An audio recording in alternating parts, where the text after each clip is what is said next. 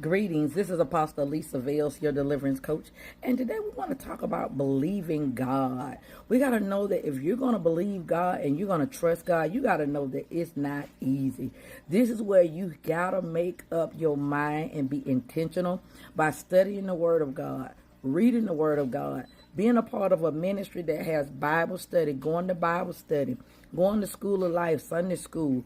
This is where you got to regularly make sure that you know what does the Word of God says about you and about your life. Because so many times we say that we believe God, but we don't know what the Word of God says. And so when times of trying and testing comes, a lot of times we lose faith in God because it seems like what God said is not working. It seems like God has forgot about what I prayed about. It seemed like, what I'm believing God to do that he's not doing. But when we do this, we got to realize that there's some qualifications that got to be met. We got to make sure that our heart is right. We got to make sure that we're speaking the word. We got to make sure that we're walking in faith and not in doubt and unbelief.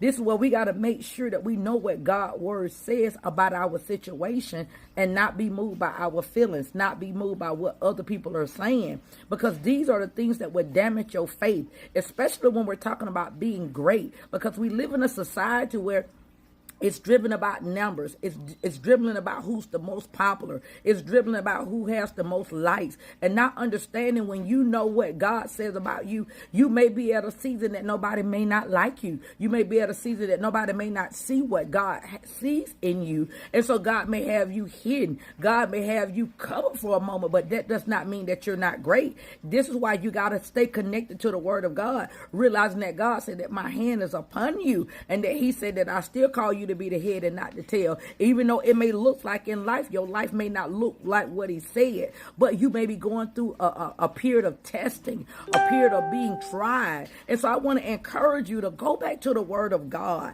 And don't just assume you know what it's talking about, but get some help. That's why God got men and women of God to help us to realize what God is saying through the Word of God, because we got to train our ears to cultivate that relationship, to hear God's word, to know that when he's speaking to you, so that you don't have to be looking around figuring out, is this God? I don't know what God's word say. I don't know what's going on.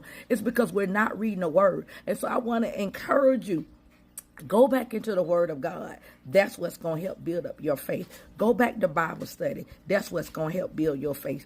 Ask questions. Be consistent. Be faithful. And watch what God does for you. Because guess what? When you're destined to be great, can't nobody stop you but you. This is Apostle Biggers-Vails, your deliverance.